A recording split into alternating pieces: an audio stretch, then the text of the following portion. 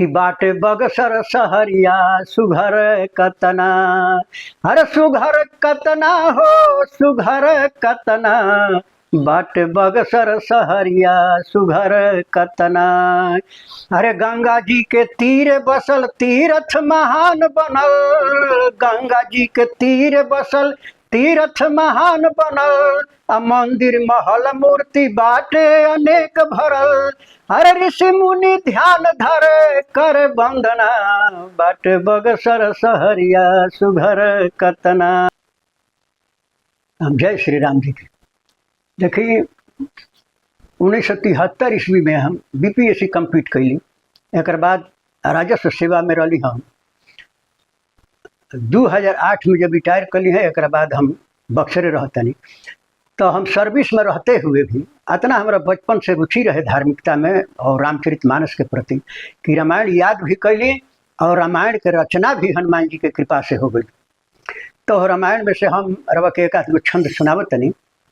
सबसे पहले हमार परिचय बा कि बक्सर में गंगा तीरे बा अति पावन सिद्धाश्रम धाम। बक्सर में गंगा तीरे बा अति पावन सिद्धाश्रम धाम। न विश्वामित्र महामुनि आश्रम बा चरित्र बन जय कर नाम। जहाँ त्रिदंडी नाथ बाबा श्रीमन नारायण संत महान, तहमें सिद्ध तपोवन में बाटे बद्री के वास स्थान। तहमें सिद्ध तपोवन में बाटे बद्री के वास स्थान। अब बक्सर पर कुछ सुनावत सबके अपना भोजपुरी रामायण राम रसायन से कि गंगा जी के तट पर व तीर्थ महान एक, गंगा जी के तट पर व तीर्थ महान एक, सिद्धाश्रम धाम नाम बक्सर विख्यात बा। कैले यहाँ भारी तपस्या मुनि विश्वामित्र ले अले, राम लखन चरण जल जात बा। ताड़िका सुबाहु आदि असुरन के अंत करी लीला के हमें से कैले शुरुआत बा। बामन भगवान के अवतार बा, भैले यहाँ बद्री के बास खास चरित्र बन कहात बा। बद्री के बास खास चरित्र बन कहात बा। सुरसर के तट पर बसा सिद्धाश्रम है धाम। गाधि तनय की तपस्थली बक्सर जिसका नाम। त्रिदंडी श्रीनाथ का आश्रम ललित ललाम। हनुमत निवास चरित्र बन बद्री का विश्राम।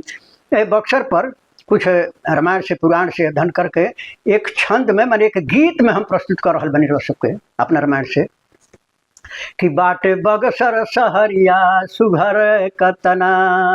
हर सुघर कतना हो सुघर कतना, बाटे बगसर सहरिया सुघर कतना। अरे गंगा जी के तीर बसल तीर्थ महान बनल। गंगा जी के तीर बसल तीर्थ महान बनल। मंदिर महल मूर्ति बाटे अनेक भरल।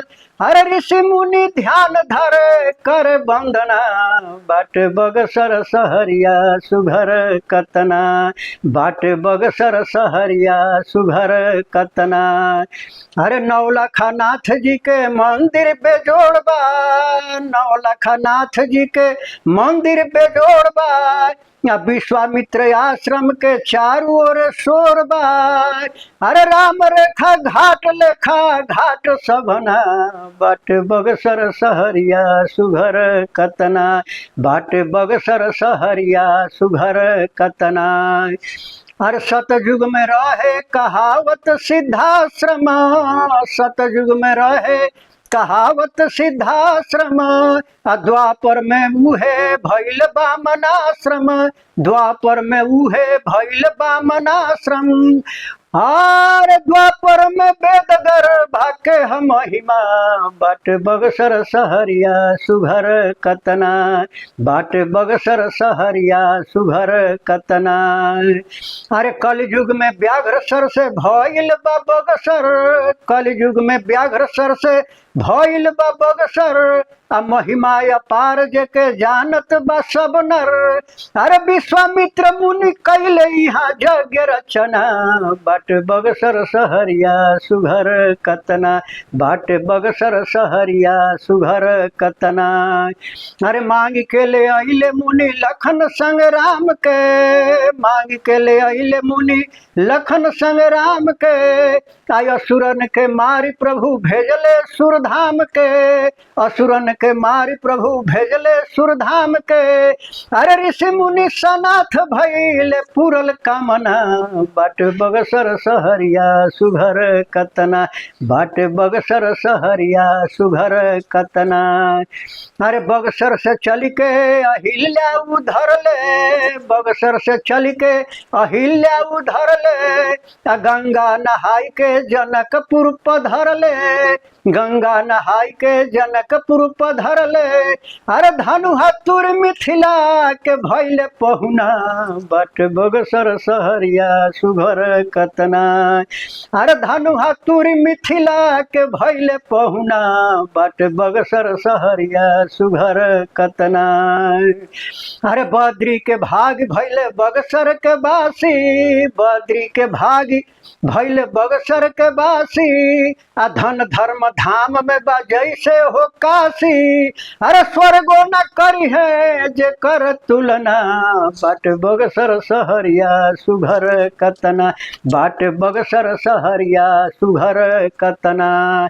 देखी बक्सर इतना पावन धरती बा, ये तपस्थली बा, सब ऋषि मुनि लोग यहाँ चारों ओर से बैठल बा। देखी बताओ तनी हम, पहले तो केंद्र में विश्वामित्र मुनि, ये जो चौसा में च्यवन ऋषि, जमनिया में जमदग्नि ऋषि, गाजीपुर में गाध ऋषि, बलिया में भृगु ऋषि, अहिरौली में गौतम ऋषि, नदाव में नारद ऋषि, भभुवर में भार्गव ऋषि, उन्नाव में उदालक ऋषि, ये सब ऋषि मुनि के क्षेत्र रहल बा। ये इतना पावन धरती बड़ी कि एहिजा से जब विश्वामित्र मुनि गइलन जब अयोध्या राम लक्ष्मण के मांगे खातिर दशरथ जी से, तो दशरथ जी कहता कि आपके आने से हमारा ये घर जो है, ये महल जो है तीर्थ हो गया, पूरी नगरी धन्य हो गई, मैं धन्य हो गया।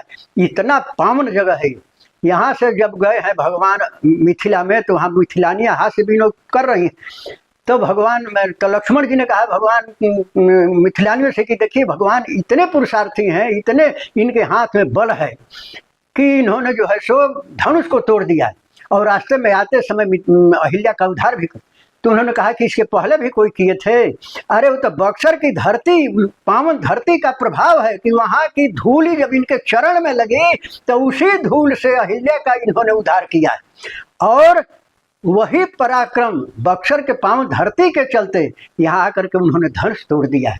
तो ये बक्सर की धरती का इतना प्रभाव है, चाहे धार्मिक हो, सांस्कृतिक हो, ऐतिहासिक हो, हर तरह से। इतिहास में भी यहाँ बक्सर का युद्ध हुआ है, चौसा का युद्ध हुआ है, इस तरह से हर तरह से। इसको तो हमारे यहाँ जो है पौराणिक स्थल बना देना चाहिए, धार्मिक स्थल बनाना चाहिए, पर्यटन स्थल बनाना चाहिए।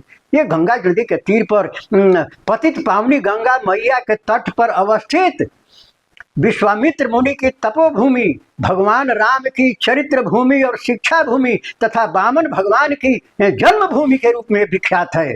बोले सिद्धाश्रम धाम की जय। फिर कभी